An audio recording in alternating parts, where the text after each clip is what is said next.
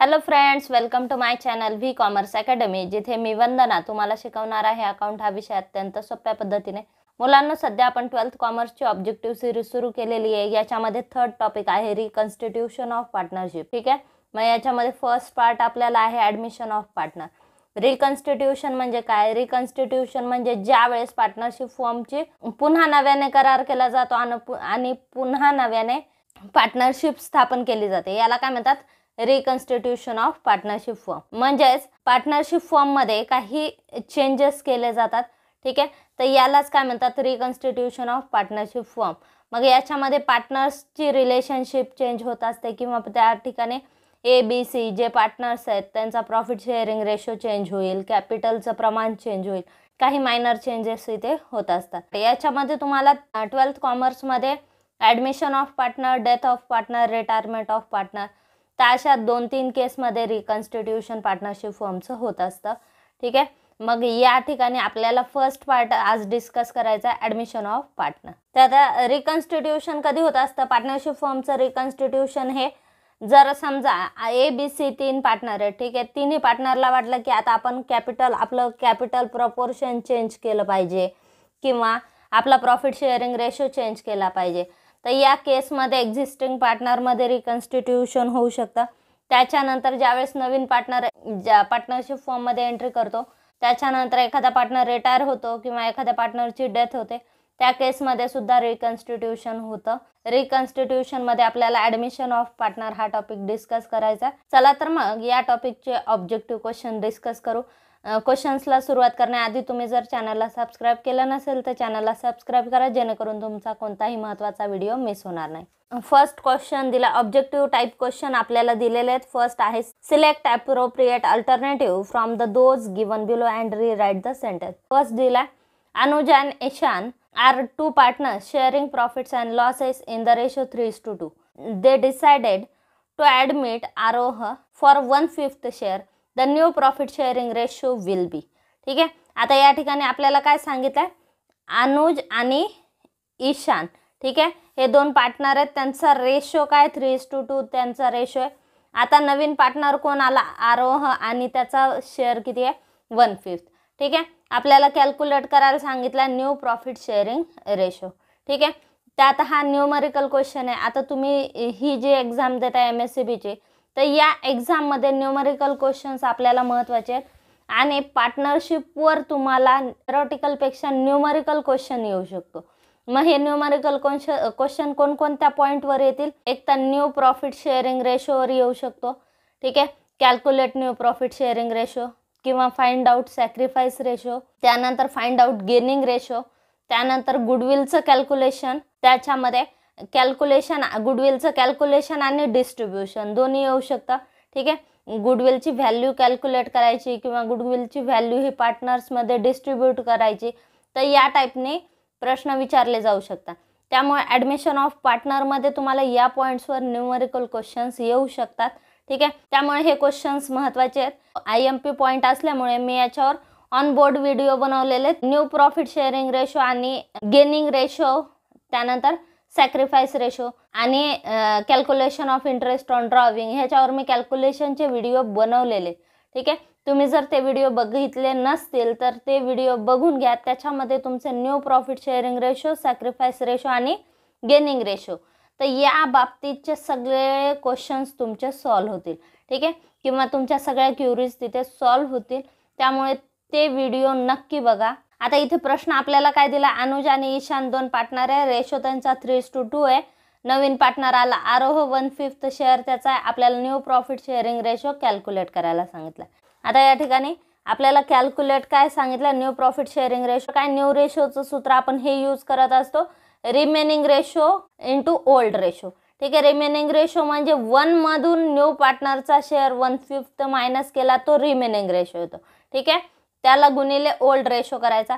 ठीक आहे, आता आपल्याला अनुजचा शेअर कॅल्क्युलेट करायचा। मग आता 1 मधून 1/5 शेअर मायनस केला, 1/5 हा कोणता शेअर आहे? जो न्यू पार्टनरला आपण दिलेला आहे। ठीक आहे, 1 रुपयामधून 1/5 शेअर कोणाला दिला? न्यू पार्टनरला दिला। मग उरले किती? ठीक आहे, उरलेले ह्या दोघांमध्ये आपण वाटणार। ठीक आहे, त्यामुळे इथे रिमेनिंग शेअर घेतला। ठीक ठीक आहे. इथे या ठिकाणी पार्टनर कोण सांगितलंय, अनुज आणि ईशान. ठीक आहे. यांचा रेशो ओल्ड रेशो किती होता, 3:2. ठीक आहे. हा त्यांचा ओल्ड रेशो. आता या ठिकाणी अनुजचा न्यू प्रॉफिट शेअरिंग रेशो काढायचा आहे. मग तो कसा काढायचा, त्याचा रिमेनिंग शेअर घ्यायचा. रिमेनिंग शेअर म्हणजे 1 - 1/5 करायचा. 1/5 काय, न्यू पार्टनरचा शेअर. ठीक आहे. 1 मधून 1/5 मायनस केला किती आलं, 4/5. त्याला गुणिले काय करायचा, ओल्ड रेशो. अनुजचा ओल्ड रेशो किती आहे, 3/5. 3:2 रेशो आहे. म्हणजेच त्यातले 5 रुपयातले 3 अनुजला आणि 2 ईशानला आहेत. ठीक आहे. म्हणजेच या ठिकाणी त्याचा रेशो किती आला, त्याचा रेशो 3/5 आला. मग गुणिले 3/5 केला. गुणाकाराचं चिन्ह असताना सरळ गुणाकार होत असतो. ठीक आहे. 4 × 1 12, 5 × 5 25. रेशो किती आला, 12/25. पुढे आहे ईशान. ईशानचा रेशो किती आहे, ईशानचा रेशो सुद्धा सेम मेथडने काढायचा. रिमेनिंग रेशो घ्यायचा. आधी रिमेनिंग रेशो किती आला, 4/5 गुणिले त्याचा शेअर किती आहे, 2/5 आहे. ठीक आहे. मग 2/5 घेतला आपण. ठीक आहे. 4/5 × 2/5 सरळ गुणाकार करा. 4 दुने 8, 5 × 5 25. ठीक आहे. मग या ठिकाणी किती आला, त्याचा शेअर, ईशानचा शेअर किती आला, 8/25. आता हे झालं अनुज आणि ईशानचा. ठीक आहे. आणि आरोहचा आपल्याला शेअर दिलेला आहे बघा, 1/5. ठीक आहे. 1/5 त्याचा ऑलरेडी तुम्हाला प्रॉब्लेममध्ये शेअर सांगितलाय. मग 1/5 शेअरला आपल्याला या प्रमाणात करायचंय. ठीक आहे. आता यांच्या बघा भागिले मध्ये डिनॉमिनेटर किती आहे, 25 आहे. खाली बघा बेसमध्ये किती आहे, सेम अमाऊंट पाहिजे आपल्याला. बेस सगळ्याचा सेम पाहिजे. ठीक आहे. मग इक्वल बेस असेल तर आपल्याला ते प्रपोर्शनमध्ये रेशो दाखवता येतो. आता जर इक्वल बेस नसेल, आपल्याला इथं 25 इथं 25 पण अनुजच्या रेशोमध्ये काय किती आहेत, 5 आहेत. मग त्या 1/5ला काय करा, 25च्या प्रमाणात आणा. ठीक आहे. मग कसं करणार, 1/5 गुणिले 5ला कशाने गुणाकार केल्यावर 25 येईल. 5ला 5ने गुणल्यावर 25 येईल. ठीक आहे. त्यामुळे गुणिले 5 घ्या. मग त्यांना या दोन्ही संख्यांना 5ने गुणाकार करा. ठीक आहे. 5 × 1 5, 5 × 5 25. ओके. मग या ठिकाणी आरोहचा शेअर किती आला, 5/25. ठीक आहे. अनुजचा किती आहे, 12/25. ईशानचा किती आहे, 8/25. आणि आरोहचा किती आहे, 5/25. ठीक आहे. 25 पैकी 12 रुपये अनुजला, 8 रुपये ईशानला आणि आरोहला 5 रुपये. या पद्धतीने 25 रुपयाचं डिवायडेशन होणार. Okay. New profit sharing ratio किती आला, या ठिकाणी बघा, अनुजचा 12, त्यानंतर ईशानचा 8 आणि आरोहचा 5. म्हणजेच न्यू रेशो किती आला, 12:8:5. हा झाला आपला new profit sharing ratio. Okay. आता इथे बघा प्रॉब्लेममध्ये आपल्याला काय विचारलंय, अनुज ईशान हे पार्टनर सांगितले. ठीक आहे. आणि नवीन पार्टनर आला आरोह. या तिघांचा न्यू प्रॉफिट शेअरिंग रेशो विचारलाय. तो किती आला, 12:8:5. Okay. Then A is a correct answer.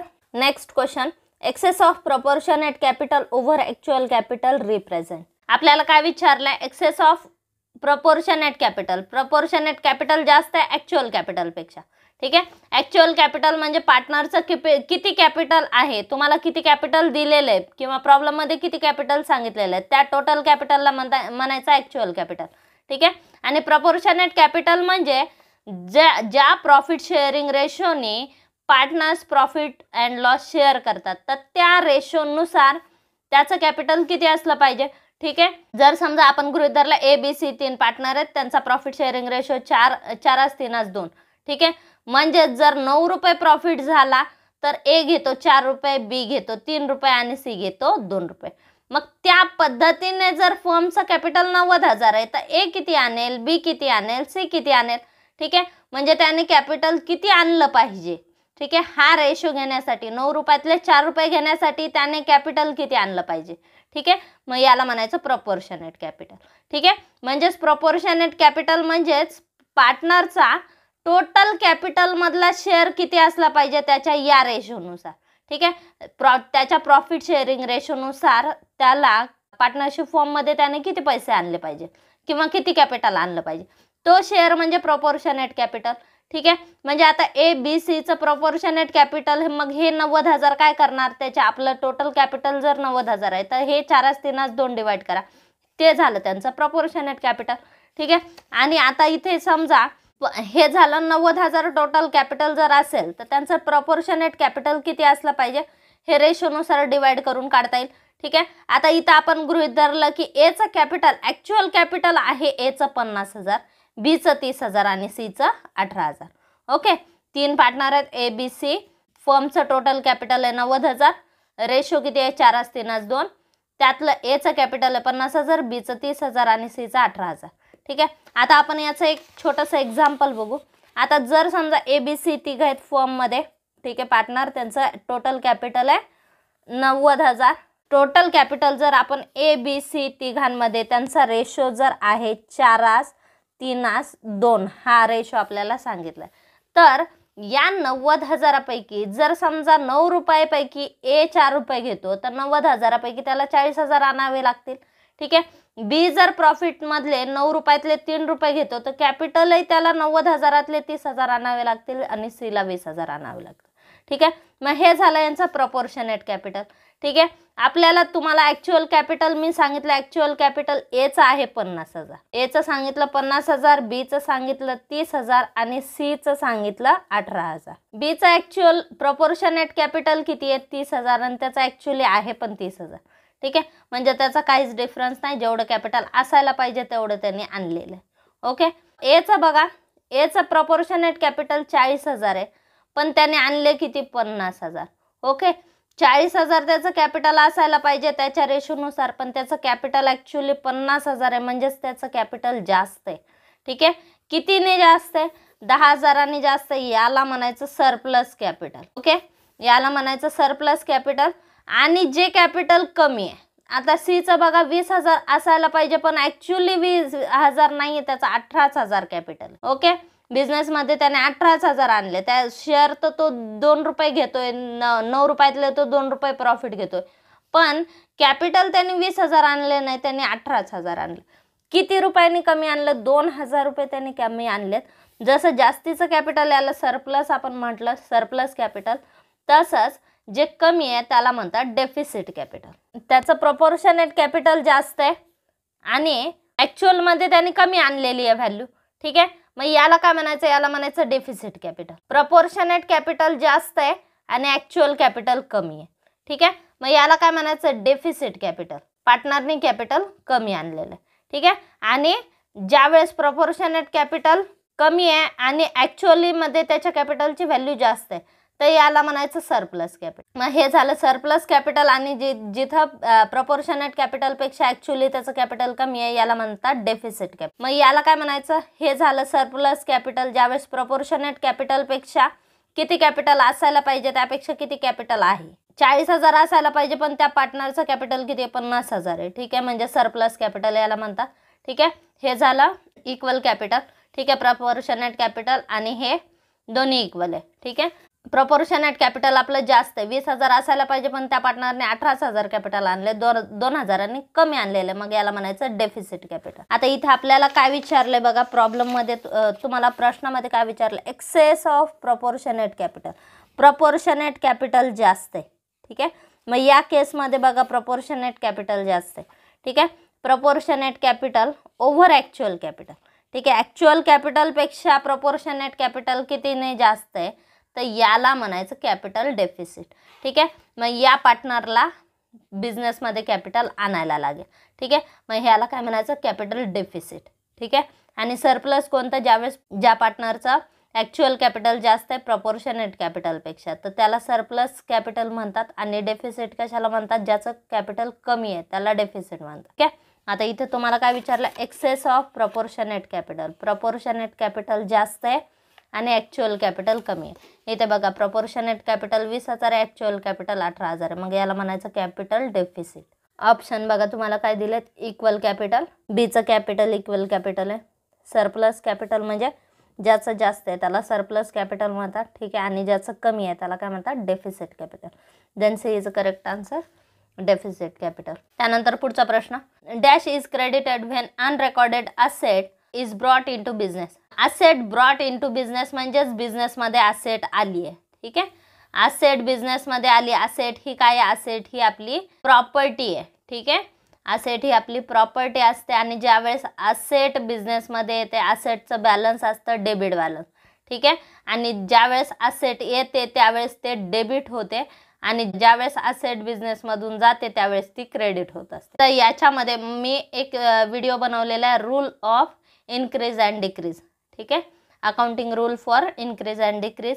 तर याच्यामध्ये तुमचे हे पॉईंट्स क्लिअर होतील की असेट जर आली बिझनेसमध्ये, असेट इन्क्रीज झाली तर ती डेबिट होणार का क्रेडिट होणार, लायबिलिटी जर इन्क्रीज झाली तर डेबिट होणार का क्रेडिट होणार, किंवा एक्सपेन्सेस, इन्कम, या सगळ्या बाबतीचे तुमचे त्याच्यामध्ये पॉईंट्स क्लिअर होतील. त्यामुळे ते व्हिडिओ देखील नक्की बघा. आता इथे तुम्हाला काय विचारलंय, dash account is credited when unrecorded asset is brought into business, ठीक आहे. बिझनेसमध्ये असेट आली, डेबिट व्हॉट कम्स इन, मग असेटचा अकाउंट डेबिट होणार. मग एंट्री आपण काय करणार, असेट अकाउंट डेबिट टू कोणता अकाउंट होणार. आता इथे ज्या वेळेस आपण ही रिकन्स्टिट्यूशनची प्रोसेस करतोय, ऑफ प्रोसेसमध्ये सगळ्या असेट्स अँड लायबिलिटीचं काय केलं जातं, रिव्हॅल्युएशन केलं जातं, ठीक आहे. आणि याच्यासाठी एक स्पेशल पर्पज अकाउंट बनवलं जातं, ते बनवलं जातं रिव्हॅल्युएशन अकाउंट.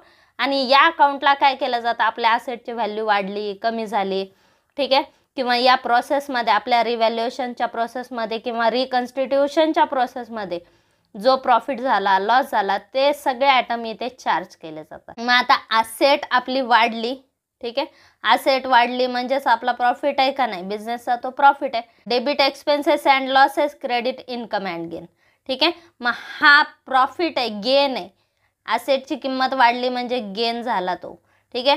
त्यामुळे हा गेन ट्रान्सफर होतं रिव्हॅल्युएशन अकाउंटला, ठीक आहे. त्यामुळे रिव्हॅल्युएशनच्या क्रेडिटला पोस्टिंग होते. मग एंट्री काय होणार आपली, asset account debit to revaluation account. Then A is a correct answer, revaluation account. Entry काय केली आपण, asset account debit to revaluation account. प्रश्न तुम्हाला काय विचारलाय, dash account is credited when unrecorded asset is brought into the business, ठीक आहे. बिझनेसमध्ये आपण जर अनरेकॉर्डेड असेट आणली तर असेट अकाउंट डेबिट होईल. एंट्री काय होईल, asset account debit to revaluation account.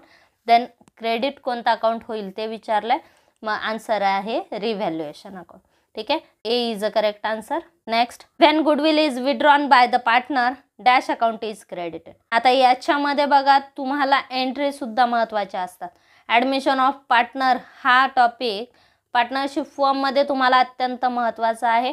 याच्यामध्ये तुम्हाला न्यूमरिकल क्वेश्चन्स विचारले जाऊ शकतात, जर्नल एंट्री सुद्धा विचारल्या जाऊ शकतात. मग या टाईपने जर्नल एंट्री विचारल्या जातात की कोणता अकाउंट क्रेडिट होईल, किंवा ट्रान्झॅक्शन देणार तुम्हाला कोणता अकाउंट डेबिट होईल, कोणता अकाउंट क्रेडिट होईल, ठीक आहे, किंवा सरळ सरळ जर्नल एंट्री विचारणार. तर या टाईपने ह्याच्यावर प्रश्न विचारले जाऊ शकतात. आता इथे काय विचारलंय तुम्हाला, when goodwill is withdrawn by the partner, ठीक आहे, डॅश अकाउंट इज क्रेडिटेड. आता ह्या गुडविलच्या ट्रीटमेंटच्या 3 महत्त्वाच्या एंट्री आहेत, ठीक आहे. ज्या वेळेस नवीन पार्टनर गुडविल आणत असतो त्यावेळेस पहिली एंट्री होती गुडविल आणल्याची, goodwill brought by new partner. New partner goodwill आणतो, ठीक आहे, कॅशमध्ये, तर ती पहिली एंट्री होती. दुसरी एंट्री ती गुडविल रेज केली जाते किंवा ती पार्टनर्समध्ये डिस्ट्रीब्यूट केली जाते, ठीक आहे. तर दुसरी एंट्री डिस्ट्रीब्युशनची होती आणि तिसरी होती विड्रॉनची, ठीक आहे. काही वेळेस ती गुडविल रिटेन केली जाते बिझनेसमध्ये, म्हणजेच बिझनेसमध्ये ती बॅलन्स शीटला दाखवली जाते. आणि काही वेळेस काय केलं जातं, पार्टनर्स ती विड्रॉन करतात. पार्टनर्स विड्रॉन करतात म्हणजे ती कॅश पार्टनर विड्रॉन करून घेतात, ठीक आहे. मग आता इथं तुम्हाला काय विचारलं, डॅश अकाउंट इज क्रेडिटेड. मग मला असं वाटतं की आधी आपण त्या 3ही एंट्री बघू आणि त्याच्यानंतर या प्रश्नाचं उत्तर देऊ, कारण त्या एंट्री तुम्हाला सगळ्या टाईपच्या क्वेश्चनमध्ये महत्त्वाच्या आहेत. तर आता ह्याच्यामध्ये तुम्हाला विड्रॉनची एंट्री विचारली, कधी तुम्हाला गुडविल आणल्याची एंट्री सुद्धा विचारू शकतात किंवा कुठे तुम्हाला ती डिस्ट्रीब्यूटची पण एंट्री विचारू शकतात, ठीक आहे. त्यानंतर गुडविल कोणत्या रेशोने डिस्ट्रीब्यूट होते तर हे सुद्धा विचारलं जातं आणि कोणाला डिस्ट्रीब्यूट होते, ठीक आहे. तर हे सुद्धा या पॉईंटवर प्रश्न विचारले जाऊ शकतात. मग आधी आपण काय करू, गुडविलच्या एंट्री बघू कोणत्या एंट्री होतात. तर ह्या आहेत बघा एंट्री गुडविलच्या, ठीक आहे. When new partner bring his share of goodwill in cash and it is retain in the business, ठीक आहे. मग पहिली एंट्री गुडविल आणल्याची, पार्टनर नेहमी गुडविल कॅशमध्ये आणत असतो, ठीक आहे. ज्यावेळेस न्यू पार्टनर त्याचा गुडविलचा शेअर कॅशमध्ये आणतो त्या एंट्री होते कॅश अकाउंट डेबिट किंवा cash oblique bank account debit to goodwill account, ठीक आहे. कॅश आणली, ठीक आहे, गुडविलच्या नावाने त्यांनी कॅश आणली. डेबिट व्हॉट कम्स इन, मग एंट्री काय होते, cash account debit, cash oblique bank account debit to goodwill account, ठीक आहे. गुडविल त्यांनी आणली. आता ही आणलेली गुडविल मग आपण गुडविल असेटला दाखवणार, म्हणजे आपण असेट आल्याची पोस्टिंग करणार. Debit what comes in, goodwill account debit to, ही गुडविल डिस्ट्रीब्यूट कोणाला केली जाते, ओल्ड पार्टनर्समध्ये डिस्ट्रीब्यूट केली जाते, ठीक आहे. कारण गुडविल म्हणजे काय, बिझनेसची रेप्युटेशन किंवा बिझनेसची ख्याती, ठीक आहे. आता नवीन पार्टनर तर आत्ता आलाय, ठीक आहे, आजच्या मोमेंटला, ज्या मोमेंटला तो गुडविल आणतोय त्या मोमेंटला आलाय, म्हणजेच ही जी प्रसिद्धी आहे ही कोणी मिळवलेली आहे, ही ओल्ड पार्टनर्सनी मिळवलेली, ठीक आहे. म्हणजेच या ओल्ड पार्टनरनी आत्तापर्यंत बिझनेसमध्ये जी मेहनत घेतली त्याचा हा परिणाम आहे, ठीक आहे, त्याची ही गुडविल. त्यामुळे त्या गुडविलवर अधिकार फक्त ओल्ड पार्टनर्सचा असतो. त्यामुळे गुडविल ॲडमिशन ऑफ पार्टनरमध्ये ज्यावेळेस तुम्ही गुडविल डिस्ट्रीब्यूट करतात ती फक्त ओल्ड पार्टनर्समध्ये डिस्ट्रीब्यूट होते, ठीक आहे. त्यामुळे हा प्रश्न नेहमी विचारला जातो की ही गुडविल कोणामध्ये डिस्ट्रीब्यूट होते, ठीक आहे. ऑप्शन तुम्हाला देतात all partner, new partner, old partner, ठीक आहे. त्यामुळे लक्षात ठेवा, गुडविल म्हणजे काय की आत्तापर्यंत बिझनेसनी, ओल्ड पार्टनर्सनी जेवढी बिझनेस इस्टॅब्लिश करायला मेहनत केलेली आणि त्याच्यामुळे तो बिझनेस जेवढा प्रसिद्ध झाला किंवा त्याला जी ख्याती मिळाली त्याची कॅशमधली व्हॅल्यू म्हणजे गुडविल असते, ठीक आहे. मग इथे लक्षात ठेवा, गुडविल आणतं कोण, गुडविल आणता न्यू पार्टनर, पण ती डिवाइड कोणामध्ये होतं, ओल्ड पार्टनर्समध्ये होते. आणि कोणत्या रेशोमध्ये होते, त्यांनी नवीन पार्टनर्स येण्यासाठी जे सॅक्रिफाईस केलं, ठीक आहे. जर समजा एने जास्त शेअर दिला नवीन पार्टनरला तर त्याला जास्त गुडविलचा शेअर मिळणार, आणि बीने जर समजा त्याच्या शेअरमधला कमी शेअर दिला न्यू पार्टनरला तर त्याला कमी गुडविल मिळणार, ठीक आहे, किंवा त्याला गुडविलमधला कमी शेअर मिळणार. तर या पद्धतीने गुडविल न्यू पार्टनर्स आणत असतो, पण शेअर ती ओल्ड पार्टनरमध्ये होते आणि ती डिस्ट्रीब्यूट होताना सॅक्रिफाईस रेशोने होते, ठीक आहे. त्यामुळे हे पॉईंट्स IMP आहेत, लक्षात ठेवा. गुडविल डिस्ट्रीब्यूट कोणामध्ये होते, ओल्ड पार्टनर्समध्ये. कोणत्या रेशोनी होते याच्यावर सुद्धा प्रश्न विचारला जातो नेहमी. तर गुडविल ओल्ड पार्टनर्समध्ये सॅक्रिफाईस रेशोनी डिस्ट्रीब्यूट होते, ओके. आणि त्याच्यानंतर आता हे झालं रिटेन इन द बिझनेस, ठीक आहे. म्हणजे आपण बॅलन्स शीटमध्ये गुडविल दाखवलेली आहे, ठीक आहे, आपली ॲसेट म्हणून त्या केसमध्ये. आणि दुसरी केस काय आहे, ही जी गुडविल आहे, न्यू पार्टनर आणतो गुडविल, ठीक आहे, आणल्याची सेम एंट्री होती, cash account debit to goodwill account, ठीक आहे. गुडविल आणली, दुसरी पार्टनर्समध्ये डिस्ट्रीब्यूट झाली, ठीक आहे, goodwill account debit to old partner, sacrifice रेशोने ती गुडविल आपण डिस्ट्रीब्यूट केली. आणि तिसरी ही विड्रॉनची एंट्री होते, ठीक आहे. ॲक्च्युअल विड्रॉन म्हणजे इथं तुम्ही दाखवलंच आहे पार्टनर्सच्या कॅपिटलला ती ट्रान्सफर झालीच आहे गुडविल, म्हणजे आपण शेअर त्यांना दिलाच आहे. पण इथं ॲक्च्युअली ते गुडविलची जी ही कॅश आणलेली आहे, ठीक आहे, गुडविलच्या नावाने न्यू पार्टनरने ही जी कॅश आणलेली आहे ही कॅश विड्रॉन कोण करतात हे बघा, ओल्ड पार्टनर करतात. Being goodwill withdrawn by old partner, म्हणजेच गुडविलच्या नावाने नवीन पार्टनर जो अमाऊंट आणतो, जी कॅश आणतो, ती ओल्ड पार्टनर वाटून घेतात किंवा विड्रॉन करतात, ठीक आहे, बिझनेसमधून ती कॅश काढून घेतात ते. मग याला म्हणतात ॲक्च्युअल विड्रॉन. ह्या तीनही एंट्री महत्त्वाच्या आहेत. याच्यामध्ये तुम्हाला नेहमी कोणता अकाउंट डेबिट होणार, कोणता अकाउंट क्रेडिट होणार या पद्धतीने प्रश्न विचारला जातो, किंवा या एंट्रीचा सिक्वेन्स विचारला जाऊ शकतो, किंवा एखादी केस देतील तुम्हाला की गुडविल ब्रॉडची एंट्री काय होणार, किंवा गुडविल डिस्ट्रीब्यूट केले आपण ओल्ड पार्टनरमध्ये त्याची एंट्री काय होणार हे विचारलं जातं, किंवा ॲक्च्युअल विड्रॉनची एंट्री काय होते या पद्धतीने देखील प्रश्न विचारला जाऊ शकतो, ठीक आहे. त्यामुळे या एंट्री अत्यंत महत्त्वाच्या आहेत. परत व्हिडिओ या मोमेंटला तुम्ही बघू शकता आणि या एंट्री लक्षात ठेवा, ओके. गुडविल कोण आणतं, न्यू पार्टनर, डिस्ट्रीब्यूट कोणामध्ये होते, ओल्ड पार्टनर्स, आणि कोणत्या रेशोने होते, सॅक्रिफाईस रेशोनी, ठीक आहे.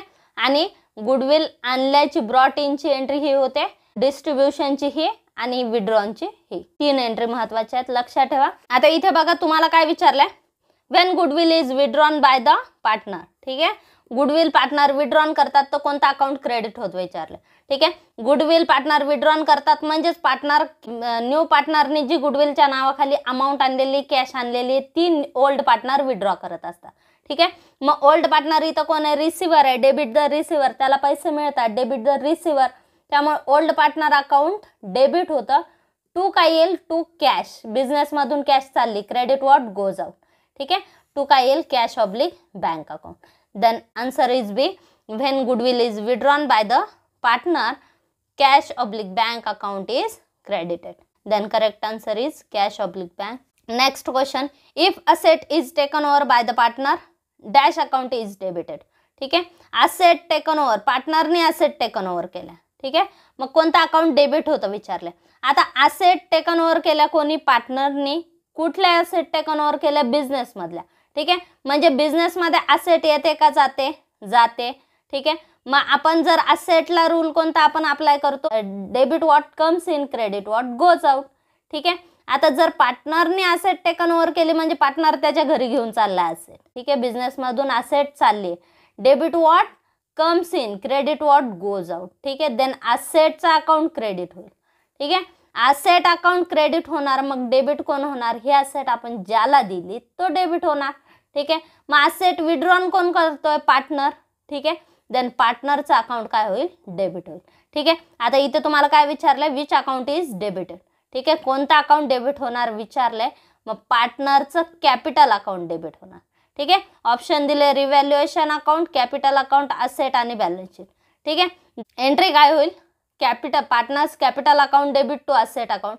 ठीक आहे, देन डेबिट कोणता अकाउंट होत आहे, कॅपिटल. ठीक आहे, मग इथे तुम्हाला ऑप्शन कॅपिटल दिलं तरी काय हरकत नाही, पण इथे ॲक्च्युअली पार्टनर्स कॅपिटल पाहिजे. ठीक आहे, मग पार्टनर्स कॅपिटल अकाउंट डेबिट होणार, partners capital account debit to asset account. आता इथे तुम्हाला कॅपिटल दिलेलं नाही म्हणून आपण यालाच पार्टनर्स कॅपिटल गृहीत धरू. ठीक आहे, then capital is a correct answer. त्यानंतर नेक्स्ट क्वेश्चन आहे, write a word phrase term which can substitute each of the following statement. ठीक आहे, 1 वर्ड्समध्ये उत्तर द्यायचं आहे. ठीक आहे, फर्स्ट दिलं, method under which calculation of goodwill is done on the basis of extra profit earned above on normal profit. Calculation of गुडविलच्या काही मेथड दिलेल्या आहेत. ठीक आहे, याच्यामध्ये पहिली मेथड आहे सुपर प्रॉफिट मेथड. या मेथडमध्ये आपण काय करत असतो, नॉर्मल प्रॉफिट किती आहे, फर्मचा नॉर्मल प्रॉफिट किती आहे हे कॅल्क्युलेट केलं जातं आणि नॉर्मल प्रॉफिटपेक्षा किती प्रॉफिट एक्स्ट्रा फर्मने अर्न केलेला आहे. ठीक आहे, तर या एक्स्ट्रा प्रॉफिटवरून गुडविल कॅल्क्युलेट केली जाते. ठीक आहे, नॉर्मल प्रॉफिटपेक्षा जो एक्स्ट्रा प्रॉफिट फर्मला झालेला आहे याला म्हणतात सुपर प्रॉफिट. ठीक आहे, आणि सुपर प्रॉफिटनुसार ज्यावेळेस कॅल्क्युलेशन ऑफ गुडविल केलं जातं याला म्हणतात super profit method. Method under which calculation of goodwill is done on the basis of extra profit earn above the normal profit. Normal प्रॉफिटपेक्षा जो एक्स्ट्रा प्रॉफिट फर्मने अचीव केलेला आहे याला म्हणतात सुपर प्रॉफिट. ठीक आहे, आणि या मेथडनुसार ज्यावेळेस गुडविलचं कॅल्क्युलेशन केलं जातं या मेथडला म्हणतात super profit method. An account open to adjust the value of assets and liabilities at the time of admission of a partner. An account open म्हणजे कोणता अकाउंट ओपन केलं जातं, to adjust the value of assets and liabilities. Assets and लायबिलिटीजची value adjust करण्यासाठी admission of पार्टनरमध्ये कोणतं account open केलं जातं हे विचारलं. ठीक आहे, तर इथे रिव्हॅल्युएशन अकाउंट ओपन केलं जातं ज्यावेळेस आपण ॲडमिशन ऑफ ए पार्टनरमध्ये ॲडमिशन ऑफ ए पार्टनरचे अकाउंटिंग प्रोसिजर केले जाते किंवा याची अकाउंटिंग ट्रीटमेंट दाखवली जाते. त्यावेळेस ॲडमिशन ऑफ पार्टनरच्या टायमाला ज्यावेळेस नवीन पार्टनर एंट्री करतो तर याला रिकन्स्टिट्यूशन ऑफ पार्टनरशिप फर्म म्हणतात. त्यावेळेस पार्टनरशिप फर्मची पुन्हा नव्याने सगळ्या असेट्स अँड लायबिलिटीचं व्हॅल्युएशन केलं जातं आणि नव्याने ते अकाउंट दाखवले जातात. ठीक आहे, मग त्यावेळेस असेट्स अँड लायबिलिटीचं व्हॅल्युएशन केलं जातं. ज्या असेटची किंमत वाढली किंवा काही असेटची किंमत कमी झाली, काही लायबिलिटीची किंमत वाढली कमी झाली. ठीक आहे, तर हे सगळे डिफरन्स ॲडजस्ट कुठं केले जातात, रिव्हॅल्युएशन अकाउंटला ॲडजस्ट केलं जातं. ठीक आहे, म्हणजे हे एक स्पेशल अकाउंट आहे जे ॲडमिशन ऑफ पार्टनरच्या टायमाला बनवलं जातं. त्यानंतर आहे next, reputation of business measured in terms of money. ठीक आहे, बिझनेसची रेप्युटेशन ज्यावेळेस पैशामध्ये मोजली जाते. ठीक आहे, मेजर्ड म्हणजे मोजणे किंवा दर्शवणे. ज्यावेळेस बिझनेसची रेप्युटेशन पैशामध्ये आपण मोजतो, मेजर करतो. ठीक आहे, तर याला काय म्हणतात, याला म्हणतात goodwill. Goodwill is a value of reputation of business in terms of money. ठीक आहे, ज्यावेळेस बिझनेसच्या रेप्युटेशनसाठी कॅश आणली जाते किंवा बिझनेसच्या रेप्युटेशनसाठी आपल्या बिझनेसला ज्यावेळेस कॅश मिळते. ठीक आहे, मग ती बिझनेसच्या रेप्युटेशनची कॅशमधली व्हॅल्यू म्हणजेच काय असते, गुडविल असते. ठीक आहे. आणि गुडविल ही एक बिझनेसची इंटँजिबल असेट आहे. ती आपण पाहू शकत नाही, तिला टच करू शकत किंवा फील करू शकत नाही. आपण तिचा बेनिफिट, व्यवसायाला तिचे बेनिफिट्स मिळत असतात. बिझनेसची जर किंवा फर्मची जर रेप्युटेशन चांगली असेल म्हणजेच त्या ठिकाणी बिझनेसचा रिझल्ट चांगला असतो. रेप्युटेशन जर डाऊन असेल तर रिझल्ट बिझनेसचा काय असतो, डाऊन असतो. ठीक आहे. बिझनेसची रेप्युटेशन म्हणजेच काय, गुडविल. आणि ती ज्यावेळेस पैशामध्ये मेजर केली जाते तिलाच आपण गुडविल म्हणतो. ठीक आहे. मग ज्यावेळेस बिझनेसची रेप्युटेशन पैशामध्ये मेजर झालेली नाहीये, केलेली नाहीये, त्यावेळेस ती आपल्याला गुडविल म्हणून दाखवता येत नाही. ठीक आहे. रेप्युटेशन आपण कधी अकाउंटमध्ये दाखवणार, ज्यावेळेस त्याची मॉनिटरी व्हॅल्यू आपल्याला तिथे माहिती आहे किंवा ती पैशामध्ये ती व्हॅल्यू आपण मेजर केलेली आहे, त्यावेळेस ते तिथे गुडविल, त्यालाच गुडविल म्हणतात. त्यावेळेस ते अकाउंटमध्ये दाखवलं जातं. Next, the ratio in which general reserve is distributed to the old partner. General reserve म्हणजे काय, जनरल रिझर्व्ह म्हणजे एक प्रकारचा अक्युम्युलेटेड प्रॉफिट असतो. अक्युम्युलेटेड प्रॉफिट म्हणजे संचयी प्रॉफिट. पार्टनरशिप फर्मने आतापर्यंत जो प्रॉफिट अचीव केलेला आहे आणि जो पार्टनर्समध्ये डिस्ट्रीब्यूट केलेला नाही, आपण राखीव ठेवलेला आहे. ठीक आहे. तर याला जनरल रिझर्व्ह म्हणतात. म्हणजे जनरल रिझर्व्ह हे काय आहे, अनडिस्ट्रीब्युटेड प्रॉफिट असतो. ठीक आहे. म्हणजे फर्मने नवीन पार्टनर येईपर्यंत जेवढा प्रॉफिट अचीव केलेला आहे तो त्यातला काही रिझर्व्ह ठेवलेला आहे, तो प्रॉफिट असतो. ठीक आहे. म्हणजे तो प्रॉफिट कोणी अचीव केलेला, ओल्ड पार्टनर्सने अचीव केलेला, त्यांनी बिझनेसमध्ये जी मेहनत केली तर त्याच्यामुळे तो प्रॉफिट झालेला. ठीक आहे. त्यामुळे नवीन पार्टनर येण्याच्या आधी जेवढे प्रॉफिट असतील तर त्या सगळ्या प्रॉफिटवर ओल्ड पार्टनर्सचाच अधिकार असतो. ठीक आहे. नवीन पार्टनर्सला त्याच्यामध्ये शेअर मागता येत नाही. हां, इथून पुढचा जो म्हणजेच ॲडमिशन ऑफ पार्टनरच्या नंतर ज्या डेटला पार्टनरचं ॲडमिशन होईल, नवीन पार्टनर ॲडमिट होईल बिझनेसमध्ये किंवा त्याच्या पुढे जे काही प्रॉफिट बिझनेसमध्ये होणार तर त्याच्यामध्ये नवीन पार्टनर वाटा घेऊ शकतो. ठीक आहे. पण जुन्या प्रॉफिटमध्ये त्याला वाटा घेता येत नाही किंवा मागता येत नाही. ठीक आहे. त्यामुळे हा जो जनरल रिझर्व्ह आहे हा आत्तापर्यंत ॲडमिशनच्या डेटच्या आधीचा तो प्रॉफिट आहे. ठीक आहे. त्यामुळे त्याच्यावर फक्त ओल्ड पार्टनर्सचा अधिकार असतो आणि त्यामुळे हा जनरल रिझर्व्ह ओल्ड पार्टनर्सला डिस्ट्रीब्यूट केला जातो. ठीक आहे. इथं तुम्हाला काय विचारलंय, the ratio in which general reserve is distributed. ठीक आहे, टू ओल्ड पार्टनर. ठीक आहे. कोणत्या रेशोने जनरल रिझर्व्ह डिस्ट्रीब्यूट होणार सांगितलं इथं, ओल्ड पार्टनर्समध्ये. ठीक आहे. देन ओल्ड पार्टनर्समध्ये हा रेशो हा प्रॉफिट शेअरिंग रेशोने डिवाइड होतो. या ओल्ड पार्टनर्सचा जो ओल्ड प्रॉफिट शेअरिंग रेशो आहे, ठीक आहे, तर त्या ओल्ड रेशोने हा प्रॉफिट किंवा अक्युम्युलेटेड प्रॉफिट डिस्ट्रीब्यूट होत असतात आणि जनरल रिझर्व्ह हा एक प्रकारचा अक्युम्युलेटेड प्रॉफिट आहे. ठीक आहे. Next, name the method of treatment of goodwill where the new partner will bring his share of goodwill in cash. ठीक आहे. ज्यावेळेस न्यू पार्टनर बिझनेसमध्ये त्याचा गुडविलचा शेअर हा कॅशमध्ये आणत असतो तर त्या मेथडला काय म्हणतात, तर त्या मेथडला म्हणतात premium method. Treatment of goodwill याच्या दोन मेथड आहेत, एक प्रीमियम मेथड आणि दुसरी व्हॅल्युएशन मेथड. ठीक आहे.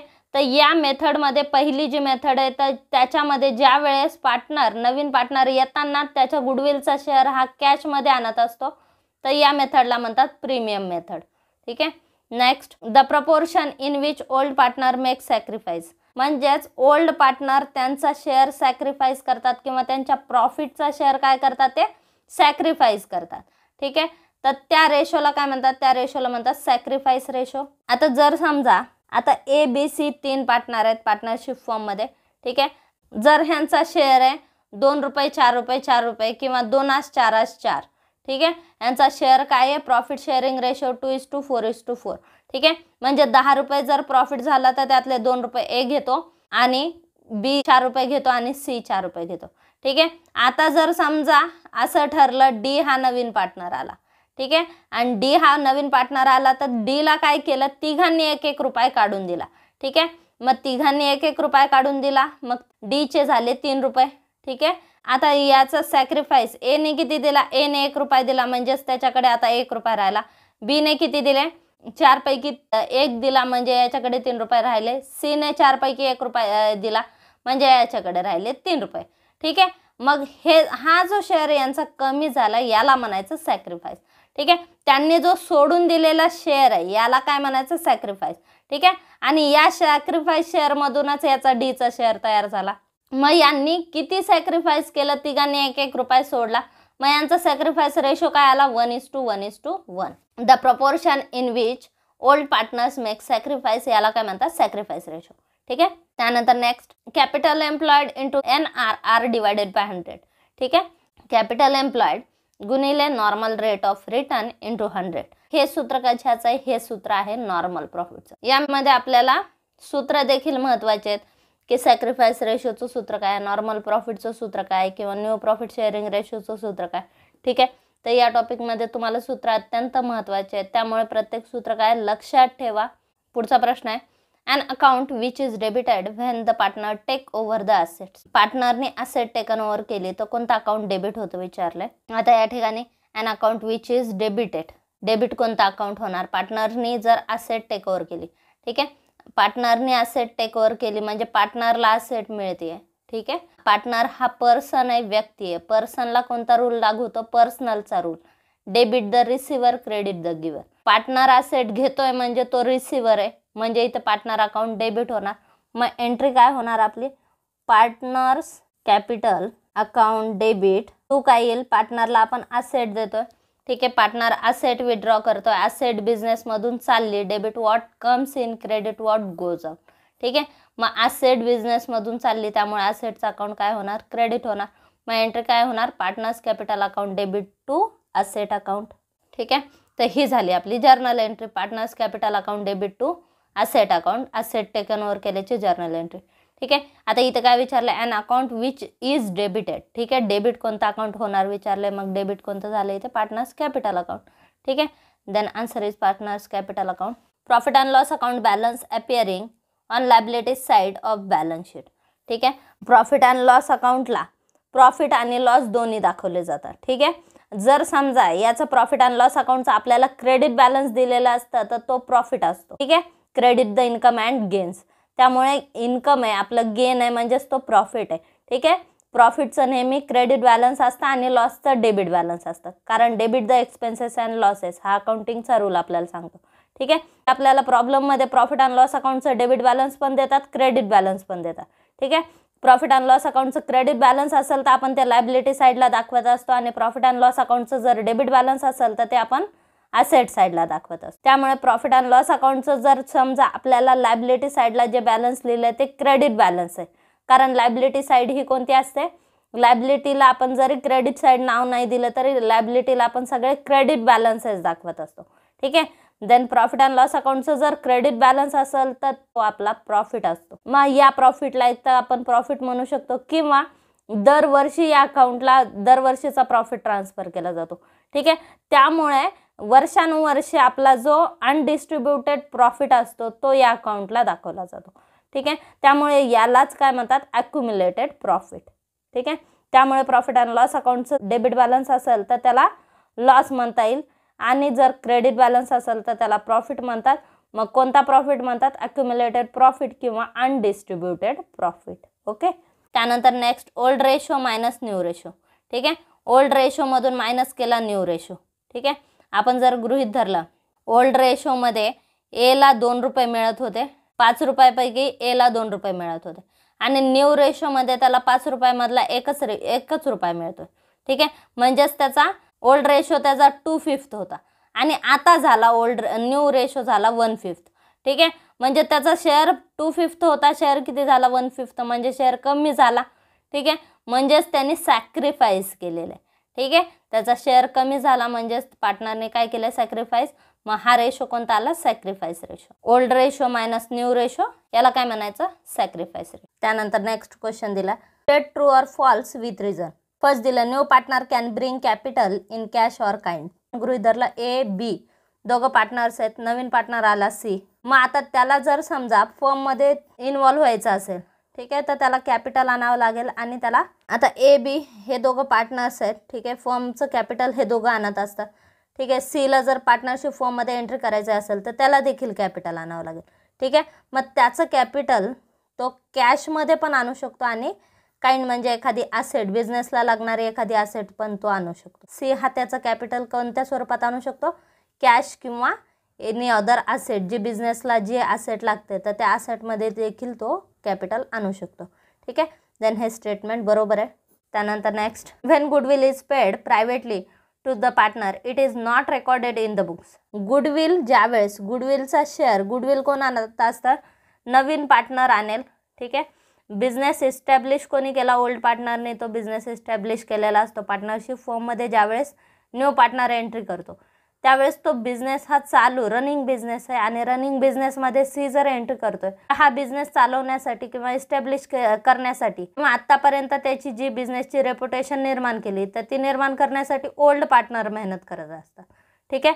त्यामुळे न्यू पार्टनरला यांना काहीतरी द्यावं लागतं, शेअर द्यावं लागतं. मग त्याला काय करावे लागते? त्याला गुडविल आणावी लागते. ठीक आहे. मग ही गुडविल त्याला कॅशमध्ये आणावी लागते. आयदर तो गुडविल बिझनेसमध्ये कॅशमध्ये आणून त्या ठिकाणी अकाउंटिंग ट्रीटमेंट त्याची केली जाते किंवा दुसऱ्या मेथडमध्ये तो प्रायव्हेटली सुद्धा गुडविलचा शेअर देऊ शकतो पार्टनर्सला. मग नवीन पार्टनर त्याचा गुडविलचा शेअर कॅशमध्ये सुद्धा आणू शकतो. ठीक आहे. मग हा शेअर ओल्ड पार्टनर्स विड्रॉ करत असतात. ठीक आहे.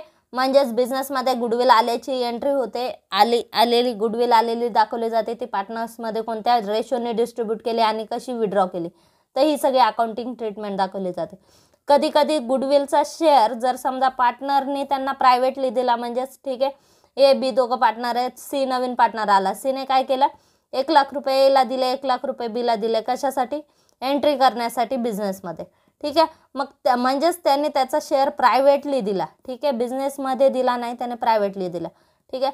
प्रायव्हेटली पेड केली म्हणजे ठीक आहे, बाहेर त्यांची फ्रेंडशिपमध्ये ए आणि बी पार्टनर आहेत, सी सुद्धा त्यांचा मित्र आहे. सीने काय केली? दोघांना रिक्वेस्ट केली की मला तुमच्या पार्टनरशिपमध्ये येऊ द्या. ठीक आहे. दोघे काय म्हटले? ठीक आहे, तू मला 1,00,000 रुपये दे आणि बीने मागितले 1,00,000 रुपये. ठीक आहे. दोघांना आम्हाला 1,00,000 रुपये दे आम्ही आमच्या वेल सेटल बिझनेसमध्ये तुला एंट्री देतो. मग यालाच काय म्हणायचं? त्याने त्याचा शेअर कशाचा दिला? गुडविलचा शेअर दिला, प्रायव्हेटली दिला. ठीक आहे. या केसमध्ये हे जे 1,00,000 रुपये दिलेले, मग 2,00,000 रुपये त्याची गुडविल म्हणून एंट्री होणार नाही, कारण हा शेअर त्याने प्रायव्हेटली दिला. त्यामुळे when goodwill is paid privately to the partner it is not recorded in the books. ठीक आहे. देन ही गुडविल इथे रेकॉर्ड होणार नाही. त्याने एंट्री करण्यासाठी पार्टनरशिप फॉर्ममध्ये एंट्री करण्यासाठी जर पैसे तर दिलेले, म्हणजेच त्याचा त्याने गुडविलचा शेअर दिला, पण याची बुक्समध्ये एंट्री होणार नाही कारण हा शेअर त्याने प्रायव्हेटली दिलेला आहे. ठीक आहे. बिझनेसमध्ये याची कुठेही एंट्री होणार नाही. देन हे स्टेटमेंट बरोबर आहे. Next, gain ratio is calculated at the time of admission of a partner. Gain ratio calculate admission of पार्टनरमध्ये होतो सांगितलं. आता जर समजा ए आणि बी दोन पार्टनर आहेत, ज्यावेळेस सी एक नवीन पार्टनर येईल तर त्यांना ह्यांचा शेअर कमी होत असतो. ठीक आहे. त्यामुळे कदाचित एखाद्या वेळेस रेअर केसमध्ये असं होतं एचा शेअर कमी झाला आणि बीचा वाढला. ठीक आहे. तर एखाद्या केसमध्ये असं होतं, पण नॉर्मली ह्या दोघांचा शेअर काय होत असतो? कमी होत असतो. त्यामुळे ॲडमिशन ऑफ पार्टनरमध्ये पार्टनरला नेहमी सॅक्रिफाईस करावं लागतं. ठीक आहे. त्यांचा गेन होत नसतो. त्यामुळे गेन रेशो इथं कॅल्क्युलेट केला जात नाही, इथं कॅल्क्युलेट होतो सॅक्रिफाईस रेशो. आता इथे काय सांगितलं? गेन रेशो हा नॉर्मली, आता जर समजा ए बी सी 3 पार्टनर, त्यापैकी सीची डेथ झाली, सी रिटायर झाला, ठीक आहे, किंवा सी पार्टनरशिप सोडून गेला, त्या केसमध्ये ह्या दोघांचा शेअर वाढत असतो. ठीक आहे. त्यामुळे गेनिंग रेशो आपण नॉर्मली रिटायरमेंटमध्ये तो कॅल्क्युलेट केला जातो. ठीक आहे. ॲडमिशन ऑफ ए पार्टनरमध्ये गेनिंग रेशो कॅल्क्युलेट केला जात नाही. देन हे स्टेटमेंट रॉंग आहे. त्यानंतर next, revaluation profit is distributed among the all partners including new partner. Revaluation account कधी प्रिपेअर होतं? At the time of admission of a new partner revaluation account open केलं जातं. ॲडमिशन ऑफ पार्टनर म्हणजेच हे एक प्रकारचं काय असतं? Reconstitution of partnership form. ठीक आहे. पार्टनरशिप फॉर्मच्या ऑल असेट्स लायबिलिटी यांचं व्हॅल्युएशन केलं जातं आणि त्याचा प्रॉफिट लॉस ॲडजस्ट करण्यासाठी रिव्हॅल्युएशन अकाउंट तयार केलं जातं. ठीक आहे. आणि आत्तापर्यंत ज्या बिझनेसच्या असेट्स आहेत, लायबिलिटी आहे, त्याच्यावर ओल्ड पार्टनर्सचा अधिकार असतो. याच्या पूर्वीचा ॲडमिशनच्या पूर्वीच्या प्रॉफिटवर याचा अधिकार नसतो. ठीक आहे. आपण असेट्स लायबिलिटीचं रिव्हॅल्युएशन करतोय, म्हणजेच तो प्रॉफिट हा ॲडमिशनच्या आधीचा प्रॉफिट असतो. ठीक आहे. आणि त्यामुळे या प्रॉफिटवर न्यू पार्टनरचा अधिकार नसतो, याच्यावर फक्त ओल्ड पार्टनरचा अधिकार असतो. ठीक आहे. त्यामुळे हा प्रॉफिट ऑल पार्टनर्सला डिस्ट्रीब्यूट होत नाही. ऑल पार्टनर्सला कधी डिस्ट्रीब्यूट होतात, ॲडमिशन झाल्यानंतर, admission of partner he process complete झाल्यानंतर आता जो पुढे याच्या पुढे जो प्रॉफिट होईल त्या प्रॉफिटमध्ये हा पार्टनर इन्वॉल्व होऊ शकेल. ठीक आहे. आणि रिव्हॅल्युएशनला आपण जो प्रॉफिट दाखवला आहे तो आत्ताच्या ॲडमिशन ऑफ पार्टनरमध्ये आजच्या डेटला आपण रिव्हॅल्युएशन केलं त्याचा प्रॉफिट आहे, पण हा प्रॉफिट कधीचा, ॲडमिशनच्या पूर्वीच्या पिरियडचा आहे. त्यामुळे हा प्रॉफिट फक्त ओल्ड पार्टनर्स डिस्ट्रीब्यूट करत असतात त्यांच्या ओल्ड रेशोने. ठीक आहे. देन हे स्टेटमेंट रॉंग आहे. त्यानंतर next, change in relationship between partner is called as reconstitution of partnership. ठीक आहे. रिकन्स्टिट्यूशन ऑफ पार्टनरशिप म्हणजे काय, पार्टनरशिपची पुनर्स्थापना. ठीक आहे. पुन्हा नव्याने पार्टनरशिपचा करार केला जातो, याला रिकन्स्टिट्यूशन ऑफ पार्टनरशिप म्हणतात. इथे काय विचारलं, change in relationship between the partners is called as reconstitution. जेव्हा पार्टनर्सची रिलेशनशिप चेंज होते म्हणजेच त्यांचा प्रॉफिट शेअरिंग रेशो चेंज होतो, कॅपिटलचं प्रपोर्शन चेंज होतं, पार्टनर्सची संख्या चेंज होते, तर या सगळ्याला काय म्हणतात, रिकन्स्टिट्यूशन ऑफ पार्टनरशिप फर्म. आणि याच्यामध्ये काय होतं, पार्टनर्सची रिलेशनशिप चेंज होत असते. हे स्टेटमेंट बरोबर आहे. त्यानंतर next, new partner always bring his share of goodwill in cash. हे स्टेटमेंट रॉंग आहे. ठीक आहे. न्यू पार्टनर ऑलवेज त्याचा शेअर, गुडविलचा शेअर कॅशमध्ये आणत नाही. ठीक आहे. कधी कधी गुडविल कॅल्क्युलेशनच्या दोन मेथड, एक प्रीमियम मेथड, दुसरी व्हॅल्युएशन मेथड. ठीक आहे. प्रीमियम मेथडमध्ये ज्यावेळेस गुडविल कॅशमध्ये आणलेली या पार्टनरनी ती इथे दाखवली जाते प्रीमियम मेथडमध्ये. ठीक आहे. आता इथे तुम्हाला काय सांगितलं, the new partner always bring his share of goodwill in cash. ठीक आहे. जर फर्मने प्रीमियम मेथड अप्लाय केली तर त्याला त्याचा शेअर कॅशमध्ये आणावा लागतो. ठीक आहे. ठीक आहे. देन हे स्टेटमेंट रॉंग आहे. त्यानंतर when the goodwill is return of goodwill account is debited. तर हे स्टेटमेंट काय आहे, हे स्टेटमेंट रॉंग आहे. आता गुडविल रिटर्न ऑफची एंट्री काय होती, गुडविल रिटर्न ऑफ करणे म्हणजे आपल्या बॅलन्स शीटमध्ये जे आहे गुडविल ते आपण काय करतोय, ते अकाउंट क्लोज करतोय. ठीक आहे. तर याला गुडविल रिटर्न ऑफ करणे म्हणतात. मग गुडविल रिटर्न ऑफ करणे म्हणजे काय केलं जातं, ती गुडविल डिस्ट्रीब्यूट केली जाते पार्टनर्सला आणि त्यांच्या कॅपिटलला ती ट्रान्सफर केली जाते. गुडविल आणताना गुडविल ज्यावेळेस बिझनेसमध्ये आली, डेबिट वॉट कम्स इन, त्यावेळेस ती असेट आहे. ठीक आहे. त्यामुळे गुडविलचं बॅलन्स कोणता आपण दाखवत असतो, डेबिट बॅलन्स. ठीक आहे. आणि ज्यावेळेस आपण ती रिटर्न ऑफ करतोय त्यावेळेस ती होते क्रेडिट.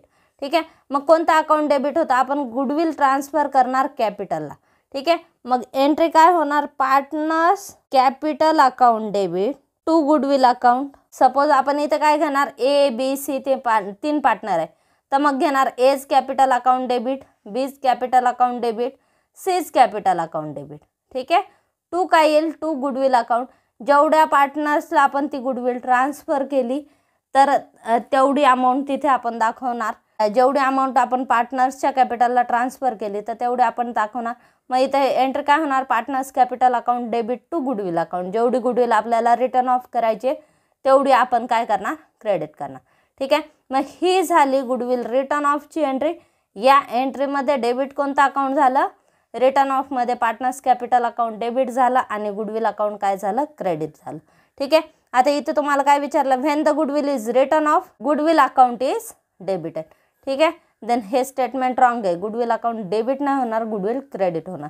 ज्यावेळेस गुडविल बिझनेसमध्ये येते, नवीन पार्टनर गुडविल आणतो, त्यावेळेस गुडविल अकाउंट डेबिट होतं. ठीक आहे. पण रिटर्न ऑफमध्ये ते अकाउंट काय होतं, क्रेडिट होतं. देन हे स्टेटमेंट रॉंग आहे. गुडविल रिटर्न ऑफच्या एंट्रीमध्ये पार्टनर्स कॅपिटल अकाउंट डेबिट होतं आणि गुडविल अकाउंट क्रेडिट होतं. ठीक आहे. New ratio minus old ratio is equal to sacrifice ratio. आता जर समजा ए ह्या पार्टनरला जर टोटल प्रॉफिट 5 रुपये झाला तर त्या 5 रुपयातले एला 3 रुपये मिळत होते आणि बीला 2 रुपये मिळत होते. ठीक आहे. म्हणजे त्यांचा रेशो काय झाला, 3:2.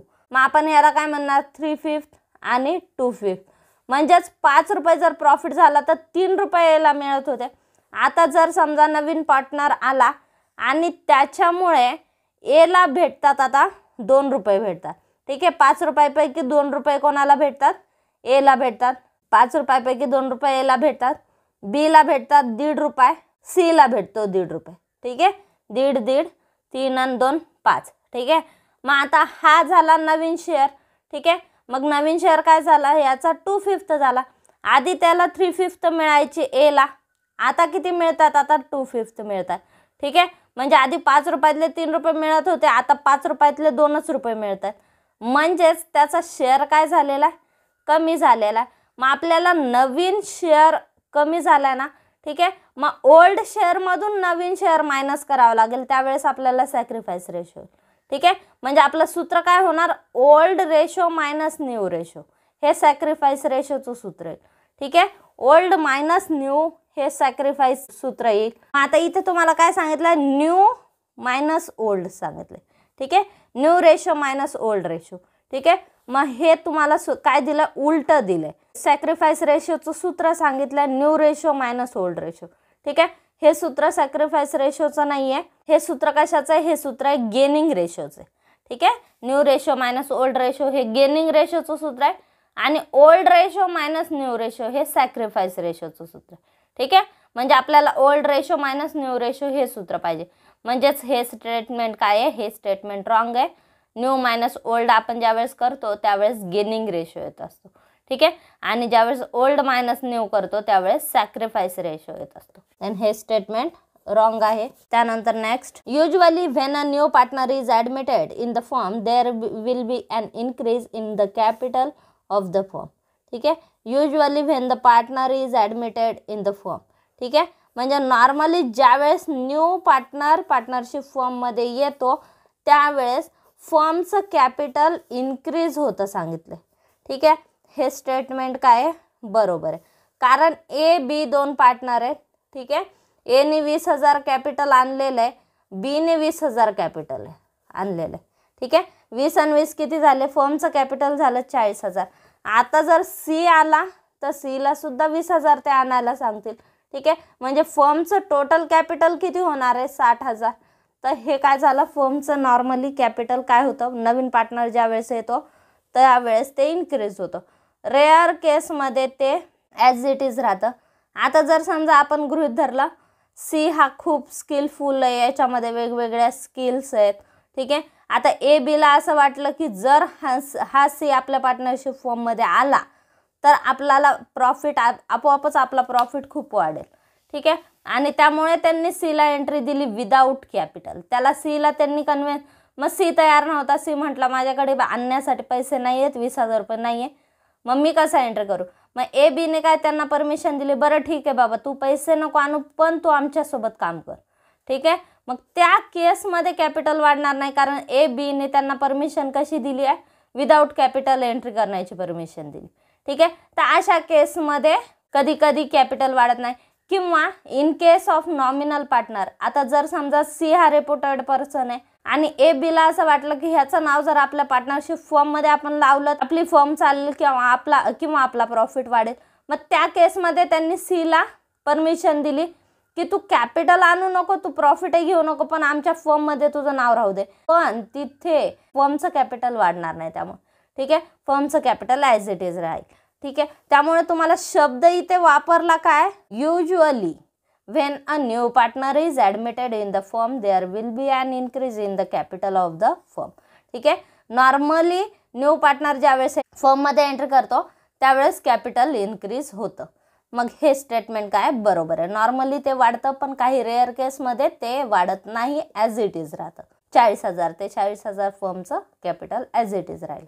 ठीक आहे, पण नॉर्मली नवीन पार्टनर ज्यावेळेस एंट्री करतो फर्ममध्ये तर त्याला गुडविल आणायला लागते आणि त्याचा कॅपिटलचा शेअर देखील आणायला लागतो. त्यानंतर नेक्स्ट क्वेश्चन आहे, cash oblique bank is credited when goodwill is withdrawn bye the old partner. आपण गुडविलच्या एंट्री डिस्कस केल्या होत्या. पहिली एंट्री कशाची होती? गुडविल ब्रॉट इनची, दुसरी ट्रान्सफरची आणि तिसरी विथड्रॉनची. पहिल्या केसमध्ये गुडविल बिझनेसमध्ये न्यू पार्टनरने गुडविल आणली, दुसऱ्या एंट्रीमध्ये ती गुडविल ओल्ड पार्टनरने डिस्ट्रीब्यूट केली किंवा ओल्ड पार्टनरमध्ये डिस्ट्रीब्यूट केली आणि तिसऱ्या केसमध्ये ॲक्च्युअल अमाऊंट विड्रॉन केली. कोणी विड्रॉन केली? ओल्ड पार्टनरने.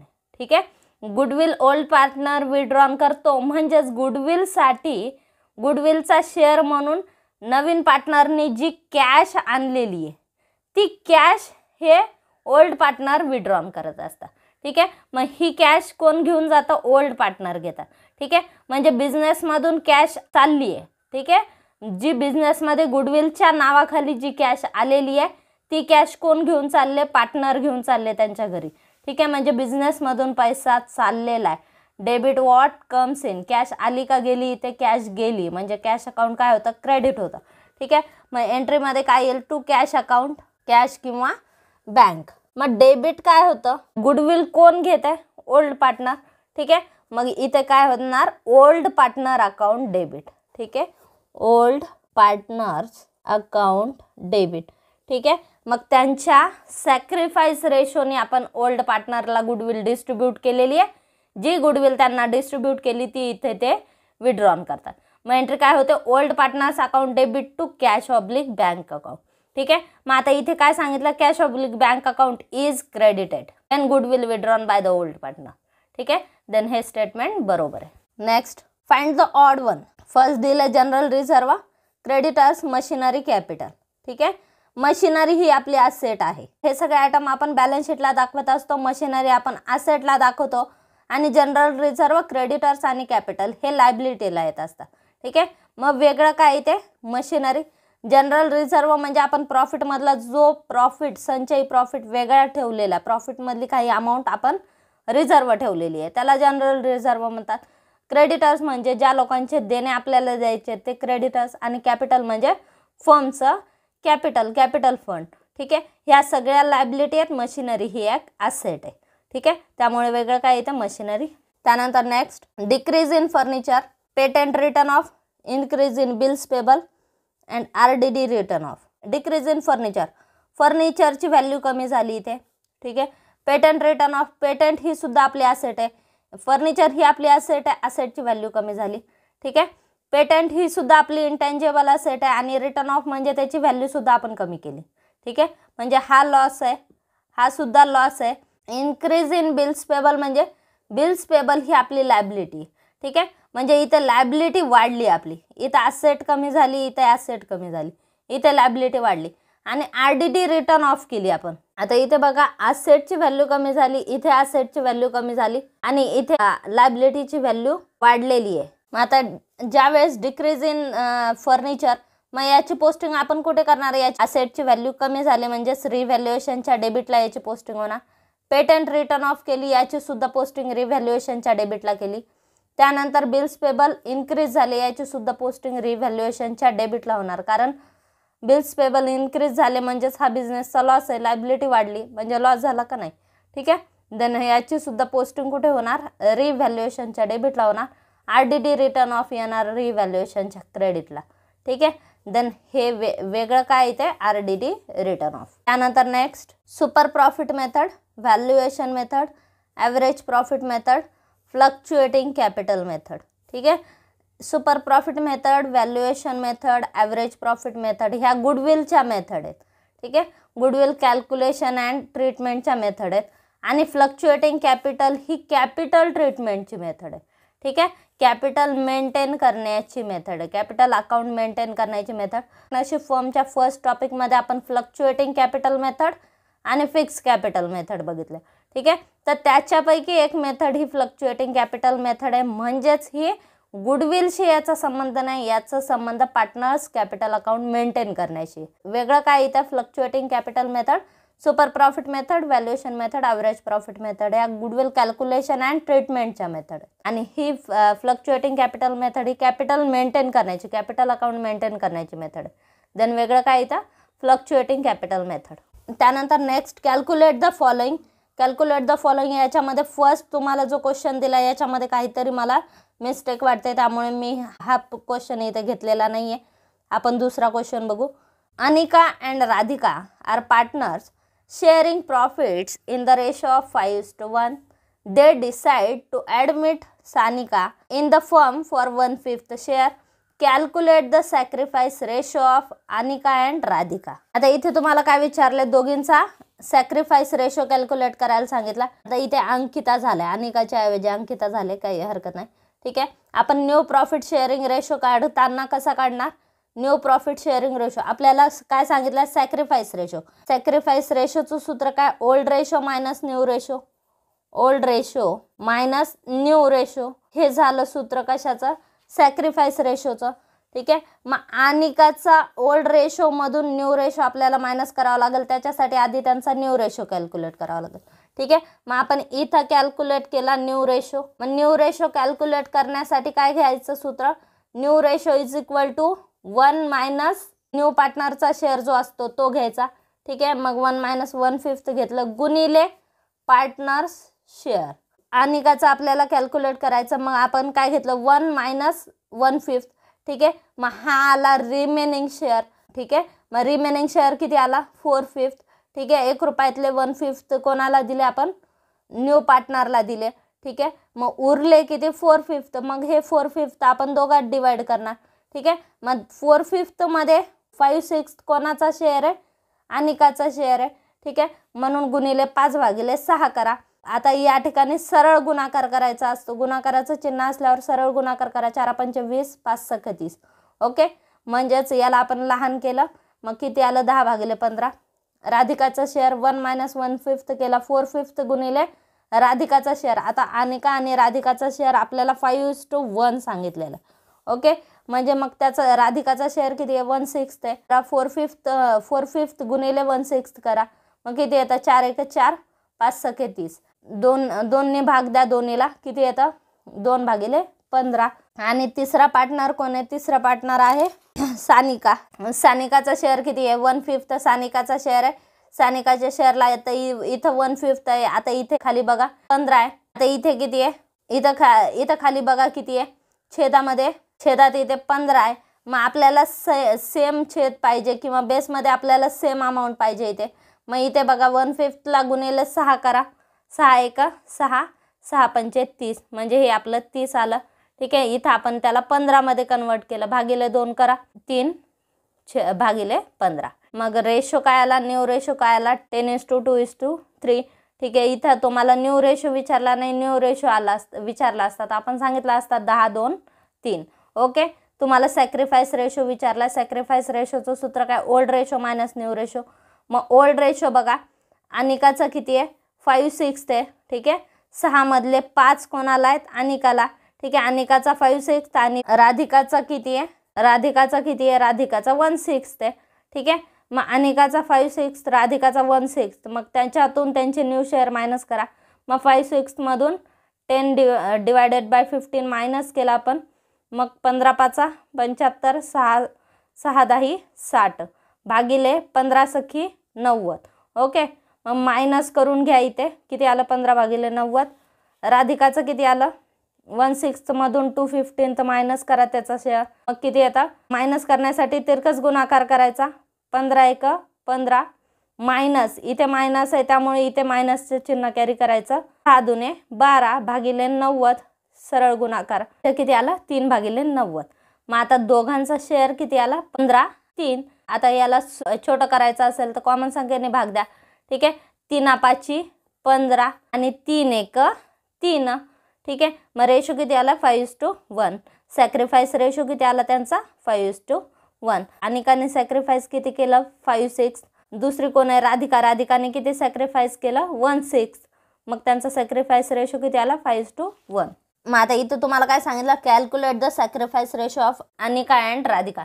मग आपण इथं कॅल्क्युलेट काय केलं, सॅक्रिफाईस रेशो पण कॅल्क्युलेट केला आपण दोघींचा आणि न्यू प्रॉफिट शेअरिंग रेशो पण कॅल्क्युलेट केला. ठीक आहे. न्यू प्रॉफिट शेअरिंग रेशो किती आला 10:2:3 आणि सॅक्रिफाईस रेशो किती आला 5:1. त्यानंतर next, Pramod and Vinod are partners sharing profits and losses in the ratio 3:2. After admission of Ramesh the new ratio of Pramod, Vinod and Ramesh 4:3:2. Find out the sacrifice ratio. ठीक आहे. आता इथं तुम्हाला ऑलरेडी न्यू रेशो दिलेला आहे बघा. ठीक आहे. न्यू रेशो दिला आपल्याला, फाइंड आउट सॅक्रिफाईस रेशो सांगितलं. ठीक आहे. पार्टनर्सचा ओल्ड रेशो तुम्हाला दिलेला आहे, न्यू रेशो दिला आहे आणि त्याच्यावरून सॅक्रिफाईस रेशो कॅल्क्युलेट करायला सांगितला. ठीक आहे. मग आता इथे बघा 2 पार्टनर्स आहेत प्रमोद विनोद. रेशो काय त्यांचा old ratio 3:2. New partner Ramesh आला. ठीक आहे. आणि न्यू रेशो किती सांगितला 4:3:2. आता मग प्रमोदने किती सॅक्रिफाईस केलं बघा. प्रमोदचा ओल्ड शेअर किती होता 3/5 होता. ओके. आता त्याला किती मिळतात 4/9. ठीक आहे. सगळ्याची टोटल 4/9. मग मायनस करा. 9 3 27 मायनस 5 4 20 भागिले 45. मग या ठिकाणी प्रमोदने किती सॅक्रिफाईस केलं 7/45 आणि विनोदने किती सॅक्रिफाईस केलं बघा. विनोदचा जुना शेअर किती आहे 2/5 मायनस त्याचा नवीन शेअर किती आहे.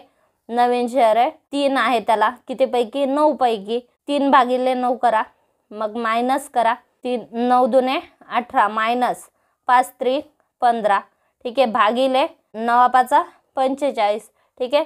मग इथे किती आला 18तून 15 गेले किती राहिले 3/45 ठीक आहे. मग आता इथे आपल्याला ह्याचं काही काम नाही आपल्याला फक्त वरची संख्या बघा इथे 7 आहे इथे 3 आहे ठीक आहे. मग हे कॉमन संख्या इथे आली पाहिजे. ओके आता इथे रेशो काय आला यांचा 7:3. मग सॅक्रिफाईस रेशो किती आला 7:3. किती सॅक्रिफाईस केलं प्रमोदनी किती केलं प्रमोदनी 7 रुपये विनोदनी 3 रुपये अशा पद्धतीने 10 रुपये कोणाला दिलेत रमेशला दिले.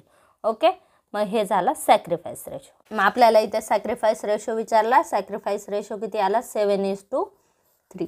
त्यानंतर नेक्स्ट आता पुढे दिले कंप्लीट द टेबल. काय मला क्वेश्चनसाठी MCQ क्वेश्चनसाठी या टाईपने सुद्धा सूत्रावर सुद्धा प्रश्न विचारले जाऊ शकतात त्यामुळे हा सुद्धा प्रश्न तुम्हाला युजफुल ठरू शकतो. त्याच्यामुळे आपण बघतोय फर्स्ट आहे total profit divided by number of year. आपल्याला ज्यावेळेस ॲव्हरेज प्रॉफिट काढायचा असतो फर्मचा ॲव्हरेज प्रॉफिट आपल्याला काढायचा असतो तर आपण सूत्र काय घेतो. जर समजा आपल्याला 5 वर्षाचा मिळून प्रॉफिट सांगितला 50,000 ठीक आहे. मग प्रॉफिट 5 वर्षाचा सांगितला म्हणजे आपण काय करणार 50,000 हा टोटल प्रॉफिट घेतला भागिले काय करणार किती वर्षाचा प्रॉफिट आहे तो 5 वर्षाचा मग नंबर ऑफ इयरने आपण त्याला भागाकार देणार ठीक आहे. म्हणजे total profit divided by number of year हे सूत्र कशाचं आहे हे सूत्र आहे ॲव्हरेज प्रॉफिटचं ठीक आहे. Then answer is average profit. मग इथं सूत्र काय average profit is equal to total profit divided by number of years. त्यानंतर नेक्स्ट नॉर्मल प्रॉफिटचं सूत्र विचारलं. नॉर्मल प्रॉफिटचं सूत्र आहे capital employed into normal rate of return into 100. Normal profit हा कॅपिटल एम्प्लॉयडच्या बेसवर काढला जातो म्हणजे आपण किती कॅपिटल एम्प्लॉय केला आणि त्याच्यावर आपलं नॉर्मल रेटने किती रिटर्न मिळतं. नॉर्मल प्रॉफिटचं सूत्र काय normal profit is equal to capital employed into normal rate of return divided by 100. Stock shown in balance sheet. Stock balance शीटमध्ये किती दाखवला 1,60,000. Stock undervalued by 20%. Admission of पार्टनरमध्ये आपण असेट्स अँड लायबिलिटीजचं रिव्हॅल्युएशन करत असतो म्हणजे ज्या असेट आपण कमी दाखवल्या त्या वाढवणार आणि ज्या जास्त दाखवल्या त्या कमी करणार. इथं आपल्याला काय सांगितलं stock undervalued by 20%. Stock आपण अंडर व्हॅल्यूड केला ठीक आहे. आपला स्टॉक कमी दाखवला गेलेला आहे 20%. 1,60,000 आपण स्टॉक दाखवलेला आहे ठीक आहे. मग 20% कमी दाखवला म्हणजे किती कमी दाखवला ते बघा बरं ठीक आहे. म्हणजे 1,60,000 ही व्हॅल्यू किती 80%च आहे ना. म्हणजे आपण स्टॉक जर 20% कमी दाखवला म्हणजे ही व्हॅल्यू आपली 80%च आहे. म्हणजे 80%ची व्हॅल्यू आपल्याला माहिती आहे 80% म्हणजेच 1,60,000. तर 20ला किती मग आता कॅल्क्युलेशन करताना कसं करायचं तिरकस गुणाकार करायचा 20 गुणिले 1,60,000 भागिले 80. मग आता इथे बघा 20 × 20 20 चौक 80 4 × 4 4 चौक 16 ठीक आहे. म्हणजे किती आला 40,000. म्हणजे आपण स्टॉक कितीने कमी दाखवला 40,000ने ठीक आहे. मग आता आजच्या डेटची जर आपण 40,000 कमी दाखवला तर आपल्या स्टॉकची खरी कॉस्ट काय आहे 1,60,000 प्लस 40,000 करा म्हणजेच आजची त्याची किंमत किती आहे 2 लाख रुपये. ओके मग इथे लिहा 2 लाख. ही झाली स्टॉकची आजची किंमत म्हणजेच cost of stock. Okay stock आपल्याला काय सांगितलं अंडर व्हॅल्यूड अंडर व्हॅल्युएशन नाही सांगितलं. अंडर व्हॅल्युएशन म्हणजे कमी करा असं सांगितलं आणि अंडर व्हॅल्यूड सांगितलं. इथे अंडर व्हॅल्यूड म्हणजे कमी झालेली आहे दाखवलेली आहे कमी 20%. म्हणजे आपल्याला इथे या स्टेजला ती वाढवायची. मग आपण काय केलं 1,60,000मध्ये 40,000 20% वाढवले. मग आजची कॉस्ट आपली किती आली 2 लाख रुपये. तर हे झाले आपले ॲडमिशन ऑफ ए पार्टनर या टॉपिकचे काही ऑब्जेक्टिव्ह क्वेश्चन्स आणि काही न्यूमेरिकल क्वेश्चन्स. हा व्हिडिओ तुम्हाला कसा वाटला हे कमेंट बॉक्समध्ये नक्की कळवा आणि चॅनल अजून सबस्क्राईब केलं नसेल तर चॅनलला सबस्क्राईब करा, व्हिडिओला लाईक करा, शेअर करा आणि सबस्क्राईब करा. थँक्यू.